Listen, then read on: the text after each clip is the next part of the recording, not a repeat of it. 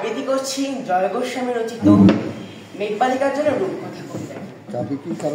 আমি যখন ছোট ছিলাম খেলতে যেতাম মেঘের দলে। একদিন এক মেঘবালিকা প্রশ্ন করলো কৌতূহলে, এই ছেলেটা নাম কি রে তোর? আমি বললাম ফোসমন্তর। যা, নাম কি এমন হয় কখনো? আমি বললাম নিশ্চয়ই হয়, আগে আমার গল্প শুনবো। সে বলল শুনবো না যা, সেই তো রানী সেই তো রাজা, সেই তো একই ঢাল তলোয়ার, সেই তো একই রাজার কুমার পক্ষীরাজা, শুনবো না ওসব বাজে। আমি বললাম তোমার জন্য লিখবো তবে নতুন করে। সে বলল সত্যি লিখবি? বেশ, তাহলে মস্ত করে লিখতে হবে, কিন্তু লিখে কিন্তু আমায় দিবি।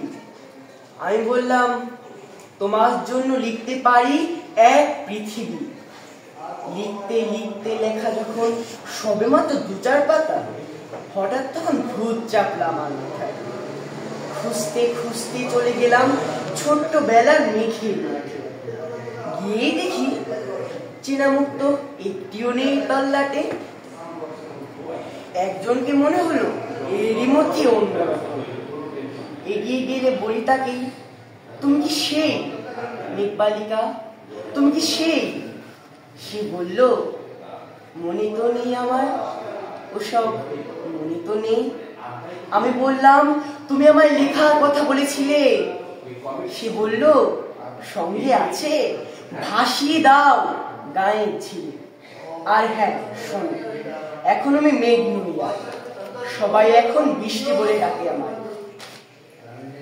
বলে হঠাৎ এক পশলায় চুল থেকে নখ আমায় পুরো ভিজিয়ে অন্য অন্য বৃষ্টি বাদল সঙ্গে নিয়ে মিলিয়ে গেল খরস্রোতায়। মিলিয়ে গেল দূরে কোথাও, দূরে দূরে। বৃষ্টি বলে ডাকে আমায়, বৃষ্টি বলে ডাকে আমায়। আপন মনে বলতে বলতে আমি কেবল বসে রইলাম। ভিজে 100 কাপড় জামা গাছের তলায় বসে রইলাম, বৃষ্টি নাকি মেঘের জন্য। এমন সময় অন্য একটি বৃষ্টি আমায় চিনতে পেরে বলল, তাতে মন খারাপের কি আছে?